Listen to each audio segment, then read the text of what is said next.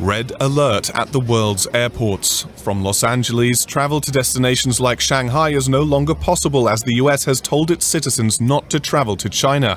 Medical authorities are working desperately to prevent the coronavirus spreading further. Now the World Health Organization has taken a strong stance. The emergency committee almost unanimously concluded the novel coronavirus outbreak is a public health emergency of international concern. That's because of an increasing number of cases of person-to-person transmission outside China, like in the US Midwestern city of Chicago.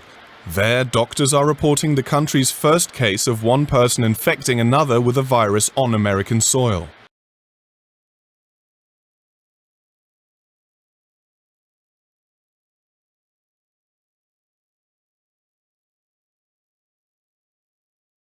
The charter company that flew Kobe Bryant, Island Express helicopters, is halting all services after the crash that killed Bryant, his daughter Gigi, and 7 others. A representative telling NBC News it's doing it for, quote, operational reasons, while the helicopter's wreckage has been taken to a facility in Phoenix for the NTSB's investigation. Kobe Bryant's wife Vanessa breaking her silence in an Instagram post. There aren't enough words to describe our pain right now. I take comfort in knowing that Kobe and Gigi both knew that they were so deeply loved. A love seen in bittersweet glimpses, family pictures, a happy new year.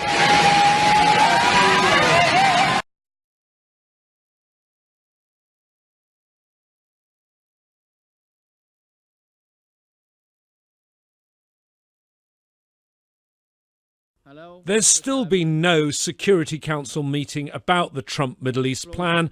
The US Ambassador Kelly Craft has not briefed her colleagues, but she did come to speak to reporters outside the chamber.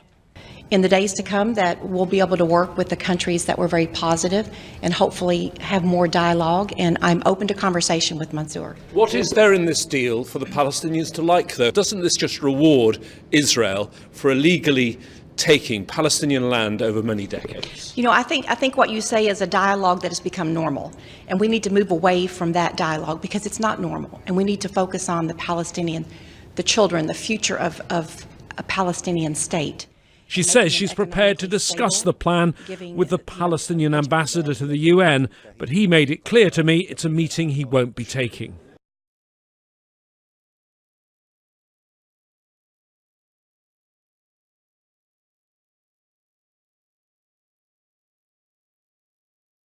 As tensions continue building in Iraq, the U.S. military is moving more resources now to Saudi Arabia. And even though the Iraqi parliament voted on January 5th to expel all foreign troops following the assassination of Iran's top general Qasem Soleimani, the U.S. rebuffed, saying American troops will remain there in order to continue training Iraqi forces. So still, the friction with Iraq and Iran appears to be forcing the U.S. to move not just the troops, but also a brand new fleet of fighter jets to its Saudi airbase. Yeah, Manila, so the presence of U.S. troops has grown to about 2,500 since last summer. And these 2 F-15 fighter jets that the Air Force bought, they're going to meet up with those troops in Saudi Arabia. Now, this all to beef up U.S. troops in response to what the DoD describes as threats from Iran.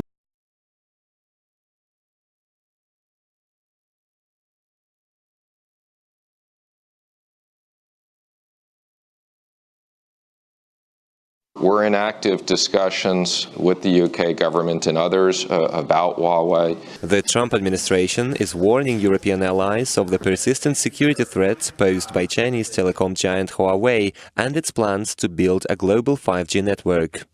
According to German newspaper Handelsblatt Wednesday, the US gave Germany the latest evidence of Huawei's malicious activities, including the theft of technology and military intelligence. The same day, Secretary of State Mike Pompeo flew to London to address the matter after Prime Minister Boris Johnson moved to allow Huawei limited access to the British market. And I think it is absolutely vital that people in this country do have access to the best technology available. According to Handelsblatt, Huawei's 5G development is directly connected to Chinese intelligence operations.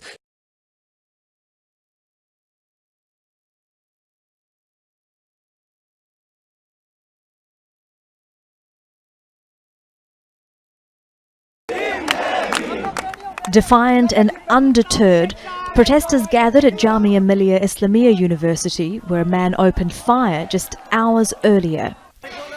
Mobile phone video shows him brandishing a gun at protesters and journalists as he walks backwards towards police officers. He's heard praising Delhi police and threatening protesters.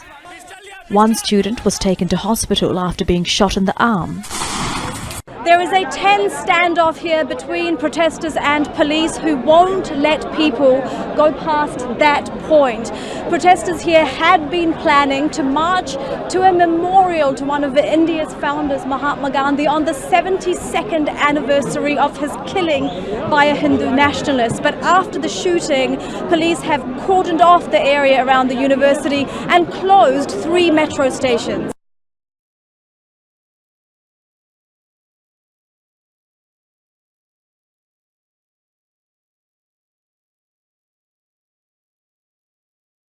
The House passes a bill in nearly unanimous support for the protection of Tibetans at the hands of the Communist Chinese government. One America's Pearson Sharp explains how the legislation seeks strict sanctions against China for violating Tibet's human rights. Tibetan citizens could soon come under the protection of a new bill aimed at guaranteeing their human rights, thanks to overwhelming support from the U.S. House of Representatives.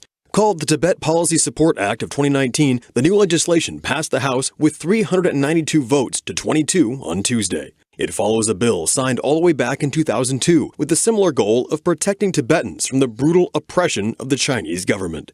Under the legislation, U.S. policy would recognize the exclusive right of Tibetan religious leaders to determine the next Dalai Lama, the highest and most sacred position in Tibetan Buddhism.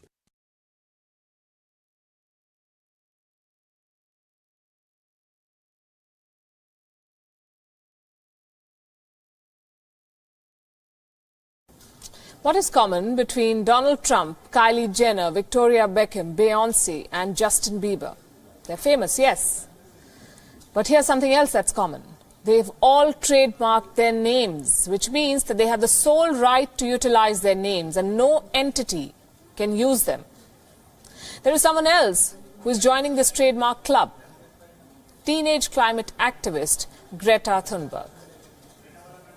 For the sake of life and this beautiful living planet, I ask you to stand on the right side of history. At the age of 15, she skipped school to protest climate inaction. The same year, she united students and activists under the banner Fridays for Future.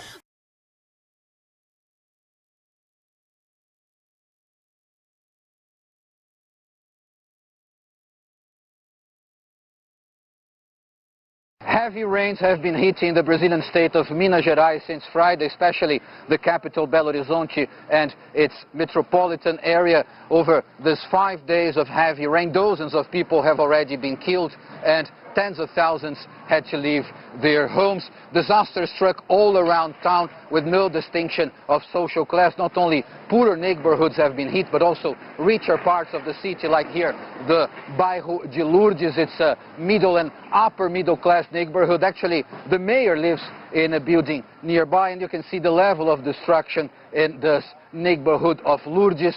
It was the place with the heaviest rain on Tuesday night and also into the early hours of Wednesday, and we see here the shop owners of this area now trying to clean up the mess, to count their losses and to bring some order into this chaos to get on with their lives.